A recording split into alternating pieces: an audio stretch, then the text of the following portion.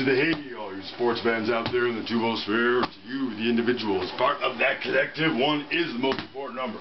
Welcome to the OMSR. I am your brief but very concise host, Will, the alternative ESPN Sports Thrill. Talk a little college basketball episodes that time of year, Bubble Week, along with Dwayne Darnett, ultimate sports fan, and a few of the podcast Alba House sweethearts. Alright, this episode, a few of the screenshots of what's coming up. They did this Gong show thing earlier today on College Game Day. Here's your judges. Those of you not alive and stuck with having to watch that in the 70s. Good for you. Alright, so you had Indiana showing up. Not so shaky ground. You got Reese Davis.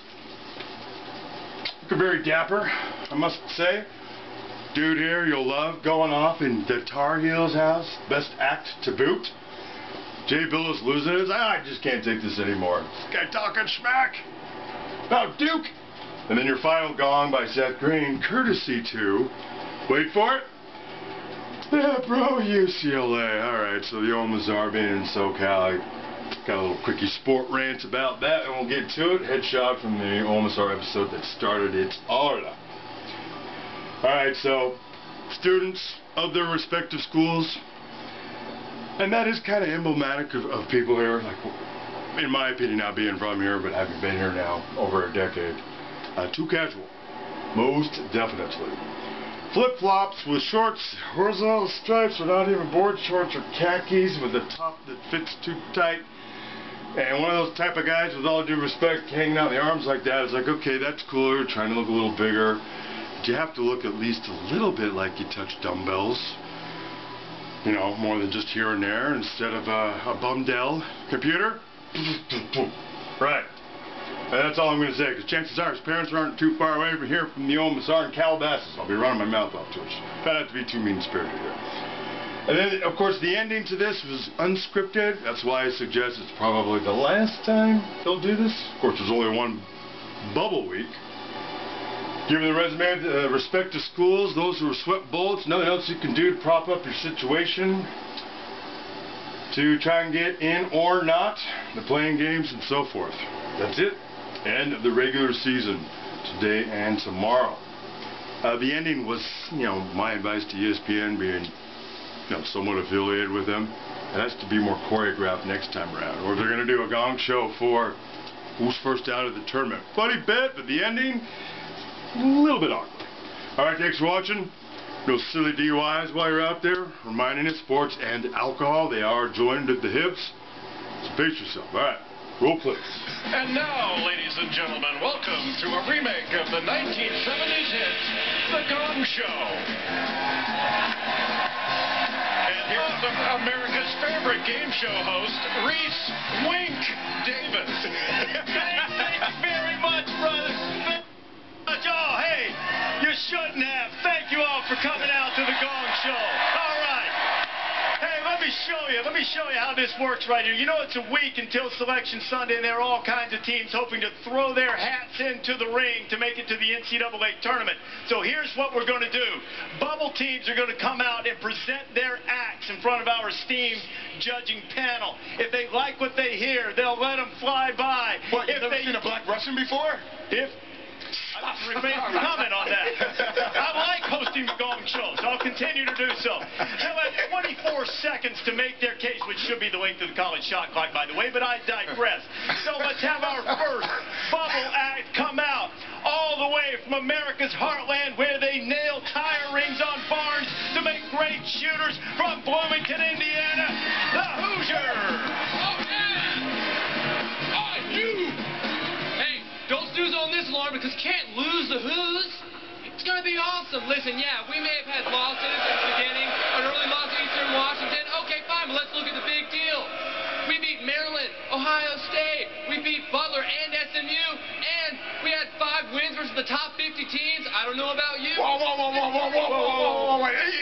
You got 4 wins against the field? He made it. Hey, I think Indiana's in right now. They thought about gonging you, Indiana, but he made it. Why did he make it? It certainly wasn't the act. It was the 6 top 50 wins. Yep, I agree. They've also had 6 big losses, double-digit losses, but I think Indiana squeaks in. They have to beat Michigan State today, though. They beat Michigan State. I think they got 4 wins. now. They got 4 wins against the field already. You get escorted. Tom, congratulations.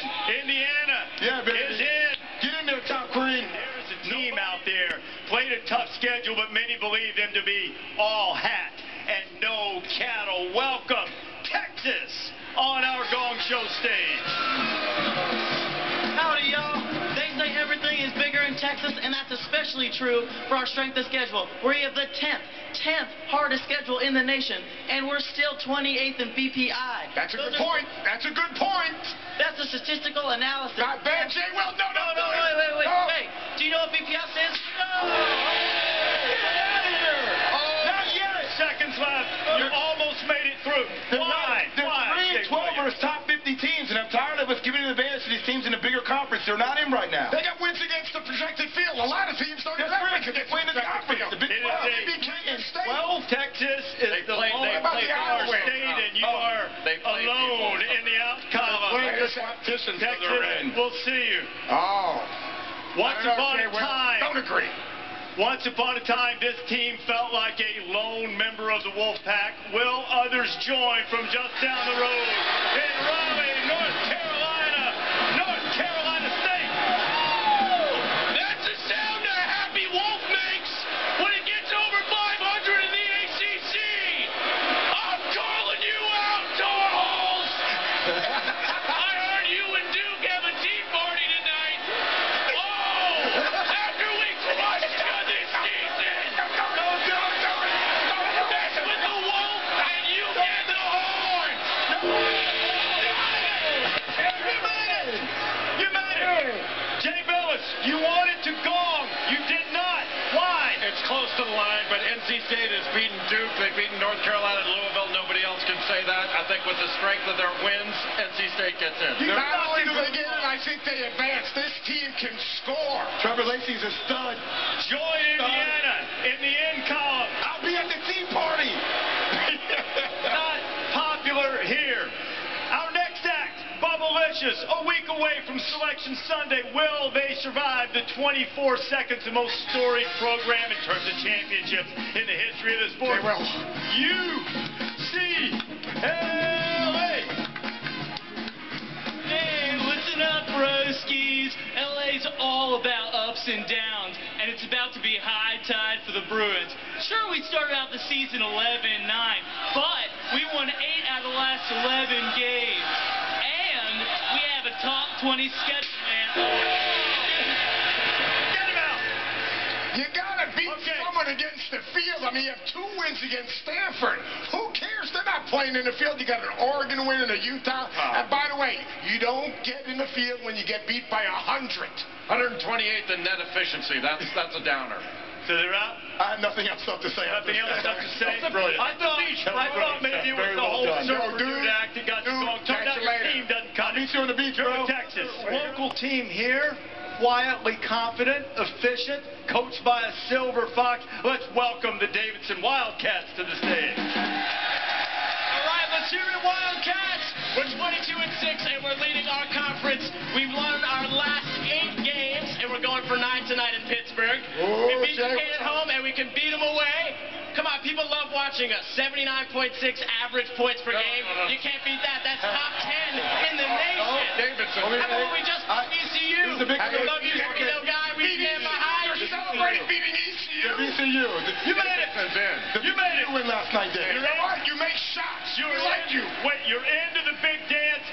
Jay Williams made a move to the gong. You weren't having it, Jay Billis. Why? Davidson's one of the best teams in the country. They're in the field in a walk. In offensive efficiency, their guards are as good as Bob McKillop's ever had. They are tremendous. Why would He you likes it because they can make shots.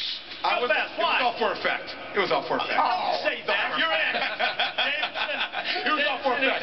The win last night sealed it. This is our last bubble contestant, and let me tell you, all of these people to come out on our stage have guts.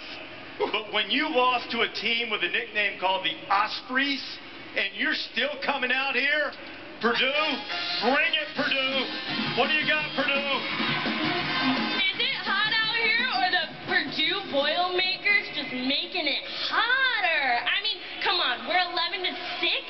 We're 11-6 in the Big Ten. We're about to paint this bracket black and gold. Larry Illustrator, no love from Matt Painter. This surprise surprised me. Why? I like Purdue, but they're not 11 to 6.